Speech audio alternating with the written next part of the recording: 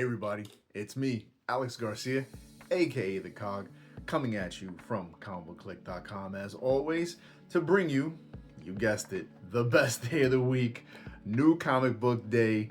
It's a big new comic book day this week. Lots of new additions to the pull list, lots of confrontational talks maybe we need to have, and just lots of great books to talk about. It's a big stack, big week. And we're going to start in the publisher that I just got to keep applauding, guys. DC just keeps killing it, and they're really pulling me into their world. So let's start with some of their new books. We got Lobo #1 by Skottie Young and Jorge Corona. Jorge Corona, if you remember, is coming hot off of his Transformers run, where he and Daniel Warren Johnson finished their great story. He's jumping onto the art for Lobo, written by Skottie Young. This just fell right into both of their wheelhouses. Skottie Young has been doing an excellent job on books like I Hate Fairyland, and this is essentially Lobo in I Hate DC kind of the universe. Not literally, but you know what I mean, where he's just being the son of a bastard that he is, ripping his way through the universe. This is a great introductory issue. If you've never read anything Lobo, everything is caught up to you in this, but it doesn't feel like exposition because Jorge Corona's art just delivers such great storytelling in and of itself as well. The panels are all over the place. It's wild. It's just absolutely nuts. I knew a little bit about Lobo. This embraces a lot of Lobo's history and even makes fun of some of the stuff that Lobo has had to deal with in the last couple years.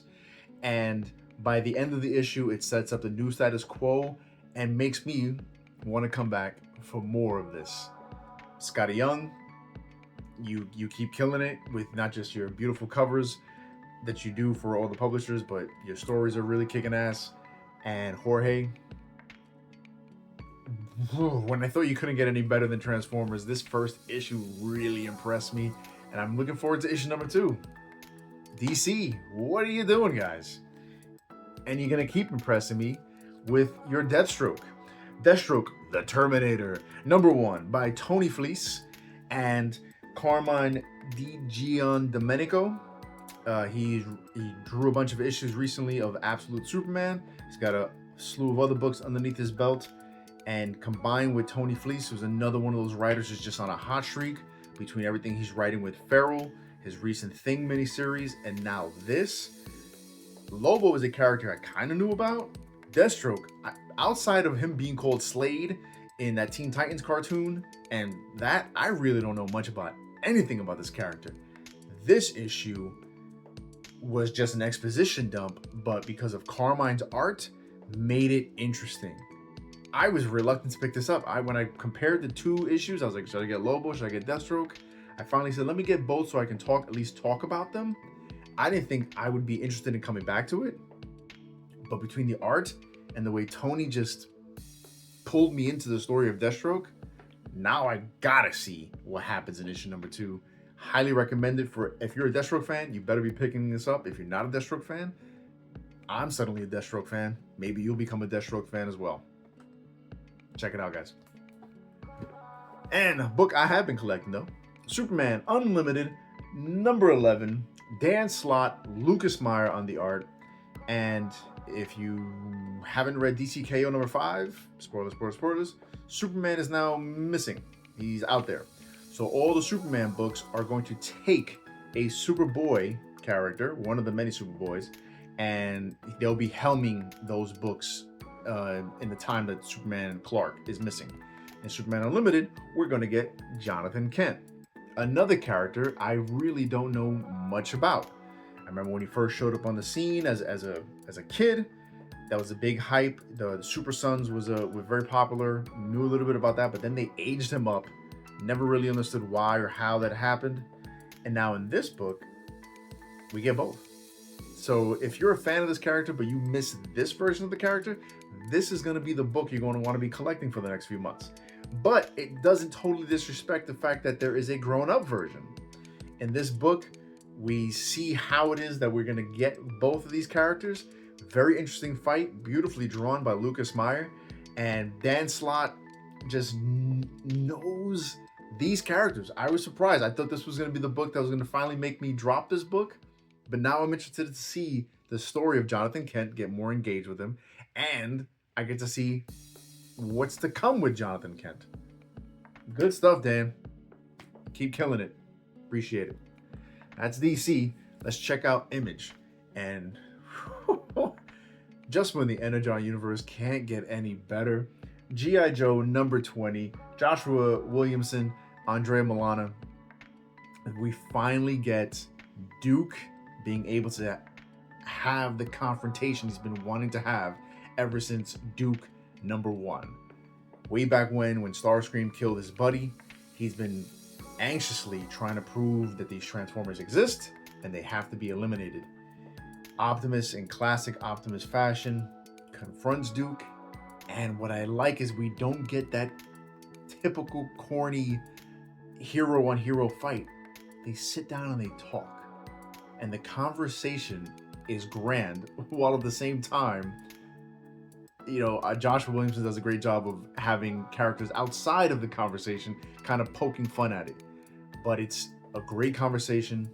The issue is awesome. It moves the story along beautifully. It's, Transformers has always been that Energon universe book for me, but G.I. Joe just gets better and better every month. And now that they are officially crossing over here, will we get more of that over in the pages of Transformers, especially now with the new status quo? If you haven't caught up on Transformers, I told you how the last issue of Transformers was mind-blowing, and they do a good job of not spoiling that on this cover, which I really, really dig. But this issue was great. Can't wait to see where this Energon universe is going. I can't wait to see how Void Arrival is eventually going to tie into all of this. Great stuff. Robert Kirkman and company, you guys are kicking ass over there in your Skybound / Energon universe. Keep it coming. Speaking of universes that just kick ass, guys, this is the book that needs more attention. Geiger, number 22. Jeff Johns, Gary Frank, the Unnamed Universe, guys. So damn good. And they just do such a great job of not just overexposing it at the same time. Even though it deserves more exposure, they're not just giving it to us too much. Geiger, this issue is great. We have the Northerner teaming up with Geiger, and they have this new member of the team, the Time Tank. They're on a mission to show how they need to get to the time travel home office. It's kind of like the TVA, but already, even though it's only been around for a couple issues, to me already better than the TVA. Jeff Johns, ladies and gentlemen, right? But they have a little detour along the way, and we get to see the humanity, more of the humanity of Geiger. This character who it all starts with him thinking he's saving his family, then he finds out his family's not so saved, and he's just constantly trying to hold on to the aspects of the humanity. And this issue does a great job of showing that beneath this person that can turn into a living nuclear bomb, that there is a person. As a dad, this issue hit me hard, and then at the end, though, it hits even harder. Geiger every month shows why it deserves your attention, guys. Pick up these issues, pick up the trades, and catch up on a wonderful series. And if you end up liking it, deep dive into this Unnamed universe. Don't miss it. Check it out. And the next big crossover that just makes my 80s child just fly and roar with glory is Thundercats Silverhawks, The Road to War #1 by Ed Brisson and a slew of artists: Gerardo Gamboni, Andrea Arcari, Chris Campana, and Elton Tomasi. Guys, this issue is the perfect issue if you haven't been following along with what's happening with Thundercats and Silverhawks. This catches you up on everything. You get a great insight into what's happening on the Thundercat side as well as the Silverhawk side, why they're teaming up, maybe why they won't team up. Great, just one-shot issue. Ed Brisson, I mean, I know Declan is helming all of this, but Ed is showing that maybe I'm sometimes find myself enjoying the Ed side of the story more. No offense, Declan. Maybe that'll make you step it up a bit. But this is going to be great. This is the beginning of a 15-part crossover, which under normal circumstances, I would not be excited about. But considering this is going to be just the Silverhawks and the Thundercats, and if we're going to finally get those two things teaming up, then hell, please give it to me and make it last as long as possible. I hope it doesn't drag. I don't think it will. You know, Thundercats and Silverhawks are generally quick reads. This is a quick read. So much good action, so much intriguing things are occurring, and we do finally get some Thunderhawks action. Woohoo! Don't miss this, guys. Check it out. Let's jump over to Marvel, where we get the penultimate issue, or no, I'm sorry, not the penultimate, but the second to penultimate issue of Ultimates, number 22, by Dennis Camp and Juan Frigeri. We know most of the Ultimate team is dealing with everything that's happening in Ultimate Endgame, but in the pages of the regular Ultimates, we're tying up loose ends for certain stories. Dennis, you just always know how to pull the heartstrings. In this, we get Cap dealing with the Grand Skull, who we pretty much know is Bucky Barnes of this universe, and it just this issue just hit hard. You know, this is not 616 Cap. This is not 616 Bucky Barnes. This is a harsh story of what happens when the system beats on someone and the person that could have probably saved them just wasn't there to do it. And in the end, stuff happens. It's a harsh thing to read, especially if you're maybe in the military, and might be a little rough of a read, but great issue. Dennis Camp. What can I say? You're kicking ass on this. If you love this issue and you really want to deep dive into how Dennis can handle military stories, check out 20th Century Men. Beautiful book. This was a beautiful issue. Dennis, keep it coming. You're kicking ass on all your titles. Love it. Great stuff. And we got Ultimate Wolverine. This is the penultimate issue of Ultimate Wolverine. This is issue number 15 by Chris Condon and Alessandro Cappuccio. And yes, guys, I know everyone keeps saying how this is a title that's kind of just spinning its wheels. This is definitely one of those issues that feels that way, but Alessandro Cappuccio's art is so freaking good that I don't mind. I'm still enjoying it because of the art. In this, Wolverine and company, they're trying to track down Magic so they can exact their revenge. How that's going to tie into Ultimate Endgame and the finale, we have yet to see.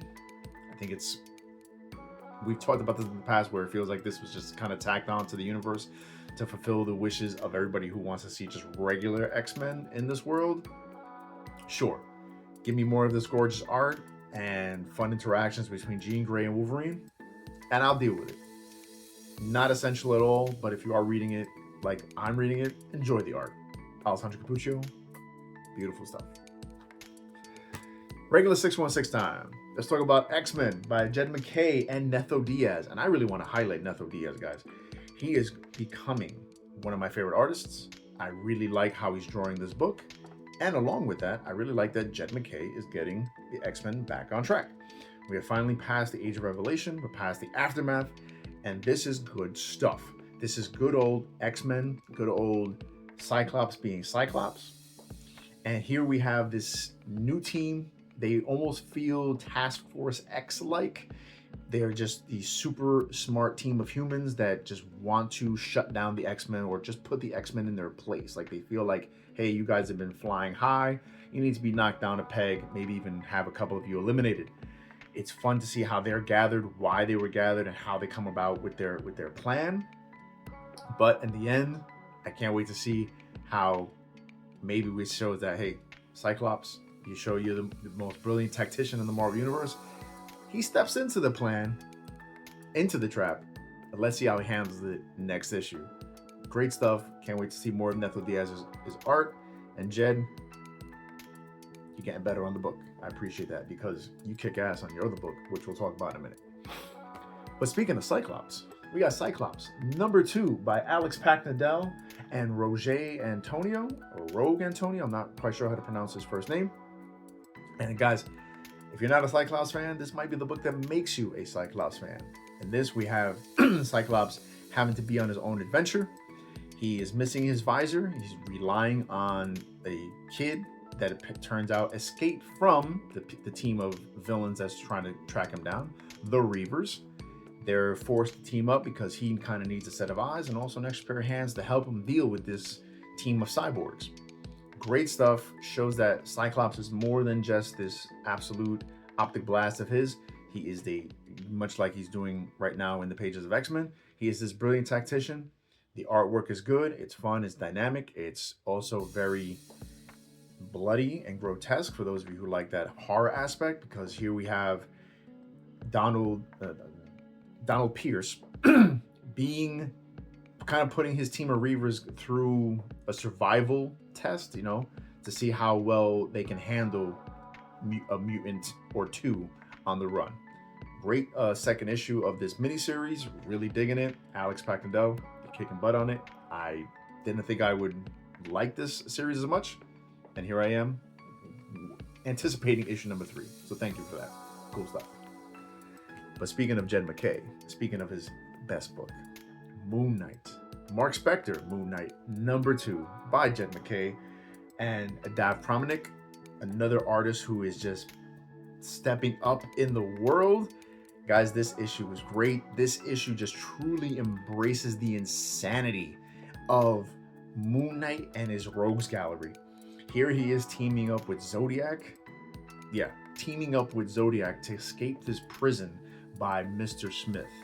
In this issue, we find out who Mr. Smith is, and that just elevates the insanity of Moon Knight. If you know Moon Knight and when you see this person, when I saw that, I was like, what? It's this guy?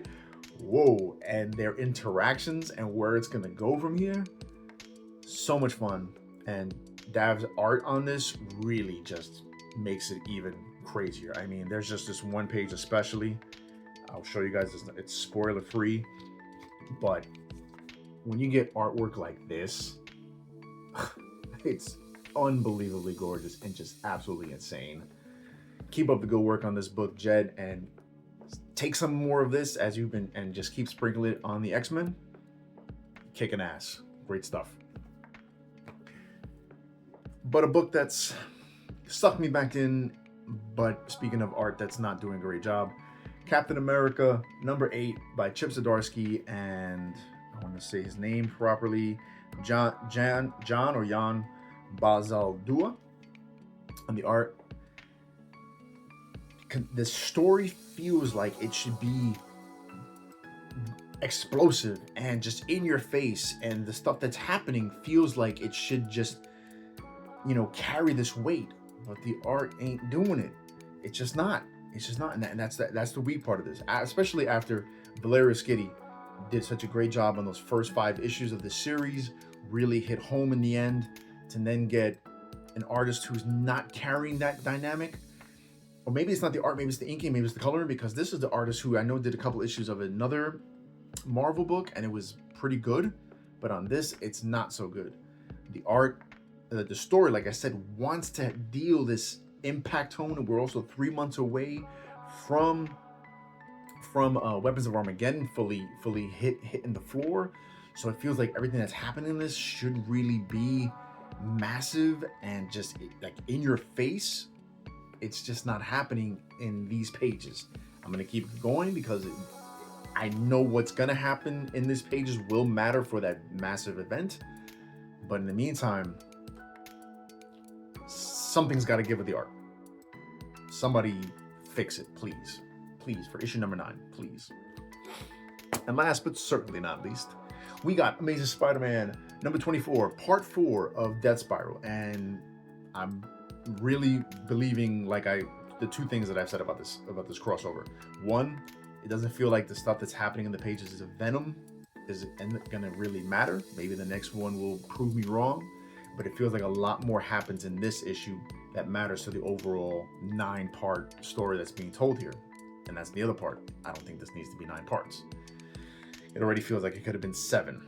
But stand by. This issue, though, picks it back up. A lot more happens in this issue. We get Spidey and Venom trying to figure out what the hell's going on with how the fact that Eddie is Carnage, because that's news to them. We get Carnage Eddie having to deal with Torment. That was a fun interaction. And then the cliffhanger at the end leads me more and more to believe that I'm correct in who Torment is. So I hope they just reveal that soon. I hope they don't save that till the end. Just give it to us already, because otherwise, to me, the ending of this issue doesn't really make sense. But it was a fun issue. Lots of fun. Joe gets the voices of all these characters. And Torment is becoming an interesting villain. And if I am correct, to me, just makes that villain more interesting now. Because it hopefully doesn't make them the one-note villain that I always believe them to be. So very cool stuff, Joe and company. Let's see what happens next in the pages of Venom. And that's what we got here, folks, over for the major haul this week. Big haul, lots of cool issues, but like I said, lots of controversial talk, because I know some people are really into some things that I'm not quite into, and vice versa. So let's talk about it. Like, share, subscribe, make some comments. Let's keep the conversation going. If you want to get more in-depth reviews on all these books and more, make sure you're checking out comicbookclique.com. We have our team of writers who are writing absolutely beautiful, in-depth reviews on all these issues and more. Make sure you're checking out the rest of our YouTube content, as well as everything on X, Facebook, Instagram, and please, guys, hit up our Patreon, donate to the cause for less than a cup of coffee a month, $3 a month. You can help us keep the lights on, keep these books coming, and help me add to my pull list, right? I want to add more DC books. We got to talk about more DC. DC's kicking ass. I was able to pick up Lobo and Deathstroke this week, so help us out, please, with picking up the rest of these books. And guys, thank you as always for taking the time to watch these videos and let me know what you think of my reviews.